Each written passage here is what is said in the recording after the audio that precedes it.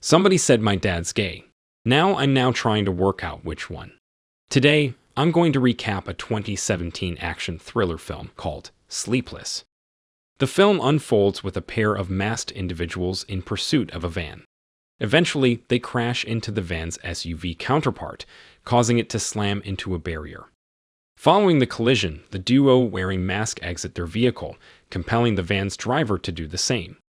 As they're about to pilfer a bag from the van's rear compartment, an unexpected vehicle pulls up. The new arrivals, armed and ready, engage in a shootout with the masked pair. These two masked individuals, known as Vincent and Sean, are revealed to be undercover police officers.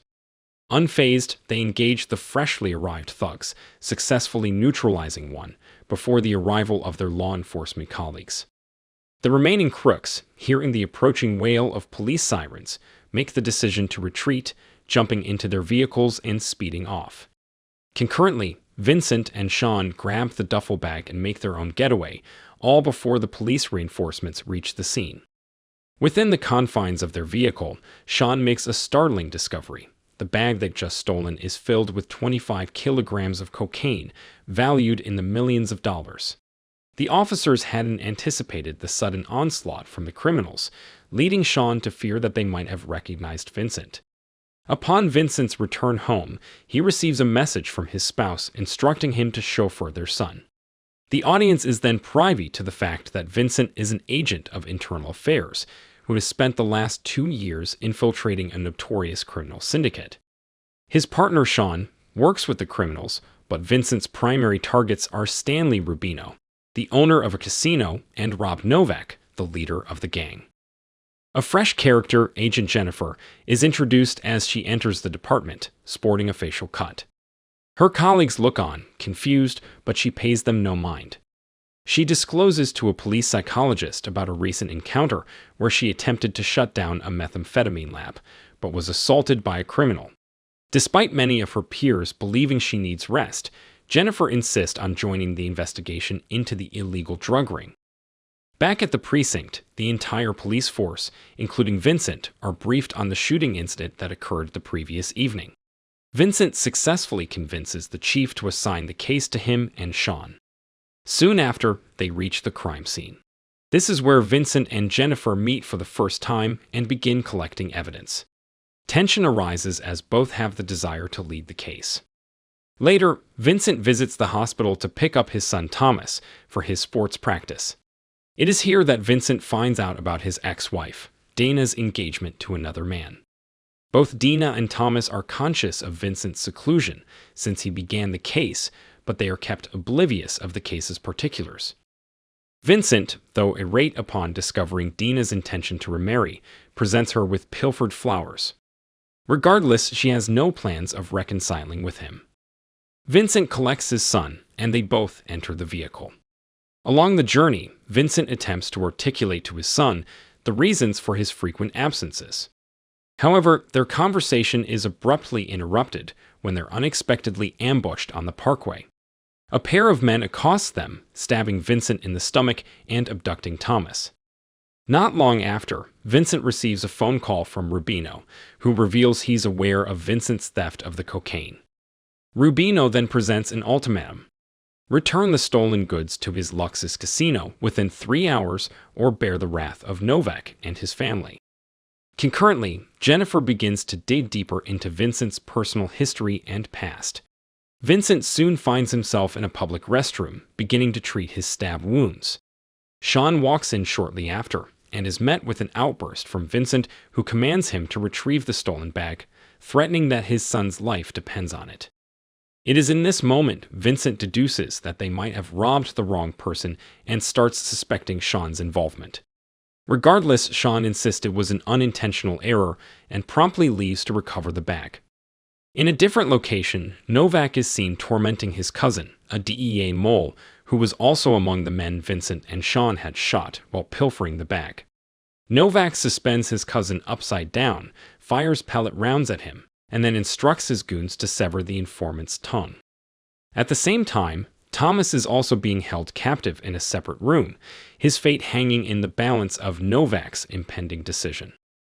As evening falls, Vincent, with the bag in hand, makes his way to Rubino's casino. During his journey, he receives a call from Dina, who is frantically searching for their son. Vincent fabricates a story about a quarrel that led to Thomas running away. Upon his arrival at the casino, Vincent stashes half of the cocaine in a trash bag and suspends it from the ceiling of a stall in the men's restroom. He then proceeds upstairs to negotiate with Rubino for the return of his son. Simultaneously, Jennifer, harboring suspicions about Vincent's duplicity, arrives at the casino to conduct her own investigation. Spotting Vincent with a bag in tow, she decides to explore the bathroom. She initiates a search for any possible evidence within the restroom. When a security guard identifies her as a fellow agent, he mentions seeing Vincent loitering in the same vicinity. She intensifies her search of the stalls and eventually uncovers the hidden bag of cocaine. She immediately calls her colleague, revealing her suspicions about Vincent's collusion with criminals were correct. Meanwhile, Vincent is immersed in negotiation talks for his son's freedom, offering the remaining cocaine as a trade. He discloses the existence of the other half of the stash and commits to delivering it within 10 minutes, contingent on his son's release. Rubino responds with a warning, revealing the stolen cocaine actually belongs to Novak, a far more savage and unpredictable criminal than Rubino himself. Despite the precarious situation, Rubino agrees to Vincent's proposal, granting him a 10-minute window to deliver the remainder of the stolen drugs. Simultaneously, Jennifer takes the discovered stash to the women's locker room within the spa.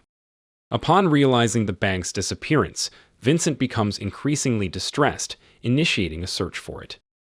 In the midst of the chaos, Novak makes his entrance at the casino, pressuring Rubino for the cocaine. Rubino requests Novak to wait an additional 10 minutes and attempts to placate him with a drink. Shortly after, Novak begins to issue threats, insinuating that his father, the head of an even more extensive criminal empire, would step in. Security personnel review CCTV footage, struggling to locate Vincent, who is navigating through the complex via the ventilation system, ultimately ending up in a laundry room. After changing into a more sophisticated outfit, he enters a storage room and proceeds to fill bags with sugar as a substitute for the missing cocaine.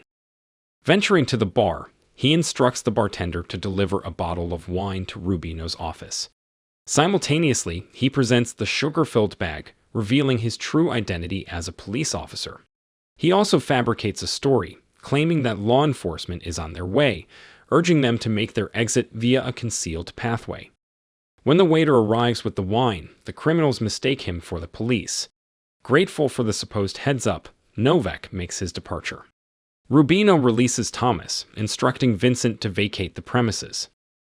Later, upon inspecting the contents of the bag, Novak discovers the sugar, prompting him to direct his men back to the casino. In the meantime, Thomas reunites with his father, and they start making their exit. Novak confronts Rubino, infuriated about being handed sugar instead of the promised drugs. Rubino, still believing he has Thomas in his custody, assures Novak he can deliver the actual drugs. He dispatches a henchman to locate Thomas. Hiding with his son, Vincent's stab wound begins to bleed anew. He discloses his involvement in a vast drug trafficking ring to Thomas. Unexpectedly, Rubino's enforcer stumbles upon them, instigating a brawl in a kitchen. Thomas jumps into the fray, trying to assist his father. Vincent manages to overpower the henchman, sending him crashing through a window into an office. In a different location, Novak commands his underling to inform the agents that a substantial reward awaits whoever can deliver Sean and Vincent to him. Vincent and Thomas endeavor to escape through the club, but Thomas is apprehended by henchmen on the dance floor. Novak, speaking with Rubino, issues a death threat should he fail to retrieve the stolen drugs. Concurrently, Jennifer and her partner score the casino for Vincent, unfortunately without success. Her partner suggests they head back to the precinct and resume their search the next day. Vincent dons the disguise of a hotel staff member in an effort to blend in. However, he crosses paths with Jennifer, who instantly recognizes him and gives chase. After an extended pursuit, the pair engage in a physical confrontation within one of the rooms.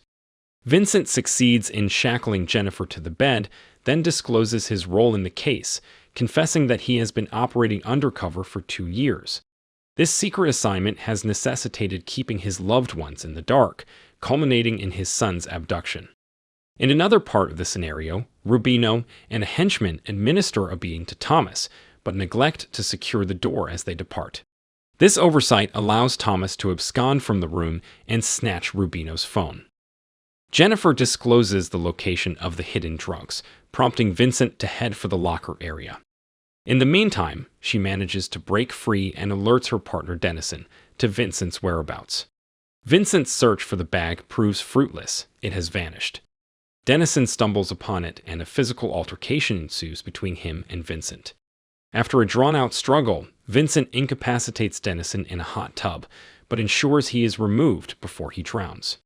Meanwhile, Thomas utilizes the stolen phone to inform Vincent of his current location. Shortly, Sean makes an appearance at the casino, answering Vincent's request to deliver a police uniform. Their interaction is interrupted by the arrival of a henchman, leading to a crossfire between Sean and the henchman. Concurrently, Vincent's ex-wife Dina, sensing something is amiss, exits the hospital and heads toward the casino. Upon inspecting Rubino's phone, Vincent discovers a message from Dennison. Dennison has been colluding with Novik and has informed his higher-ups that the drugs have gone missing, suggesting Vincent may hold the key to their recovery. Dennison and Jennifer happen upon Sean's lifeless body.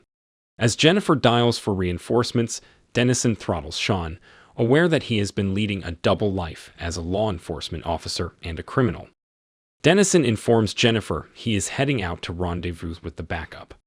His actual destination is a clandestine meeting with Novak in an elevator. The encounter reveals that Dennison has been safeguarding Novik's operations by bribing fellow agents. Novik, privy to the impending arrival of the police, chastises Dennison for failing to fulfill his duties. Dennison counters, stating that he possesses a detailed list of Novik's and his family's information, warning him that his death would lead to the unraveling of their operations in Vegas. In the next scene, Vincent creates havoc within the nightclub, clashing with Rubino's foot soldiers. He shatters champagne bottles and eliminates the henchman before making his escape with Thomas. They commandeer a display supercar, fleeing under a hail of bullets from Novak. Rubino's attempt to escape is thwarted by Jennifer, Dennison, and a team of officers. Vincent and Thomas race towards the parking lot, pursued by Novik's henchmen. Vincent alights from the car, instructing his son to continue driving, while he deals with the pursuers. Novik then begins to flood the garage with tear gas canisters. As a henchman approaches Thomas, Vincent intercedes, engaging in combat. His injuries take a toll and he collapses. When a second henchman arrives to shoot him, Thomas commandeers an SUV and rams into the attacker. A henchman is about to fire at Vincent and Thomas when Dina appears on the scene, taking him down with a gun she procured. Novak then advances, unleashing a hail of bullets from an automatic rifle. Vincent emerges and attempts to negotiate with Novak, but his efforts are met with a bullet to the chest. He crumples to the ground, enduring the injury, and retaliates with a shot that ends Novak's life. En route to the hospital, Vincent contacts Jennifer, bringing her up to speed on Dennison's illicit activities. With the newfound knowledge, she takes aim at Dennison, but he reacts swiftly, securing a firearm and shooting her first. He then executes Rubino and the vehicle's driver, resulting in a devastating car flip and subsequent crash. Shortly after, additional law enforcement officers arrive at the scene. Dennison spins a tale, blaming Rubino's alleged insanity for Jennifer's attack, but the wounded woman emerges from the wrecked vehicle, instructing the officers to apprehend Dennison.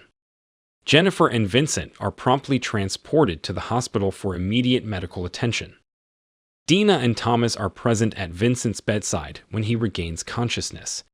Jennifer walks into Vincent's room, and he praises her for her commendable law enforcement performance. Meanwhile, a forensic team is dispatched to the garage scene, where Novak and his henchmen were found murdered. Novik's phone, still at the crime scene, rings. The call is from his father. An undercover DEA agent, who is on their payroll, answers the call. He breaks the news to Novak's father, explaining the predicament and reporting the demise of his son. If you enjoyed this video, don't be shy to hit the like button, and if you disliked it, hit the dislike button twice, just to be sure. It would be best if you watched the whole movie. Thank you very much for watching. Please subscribe for more videos like this.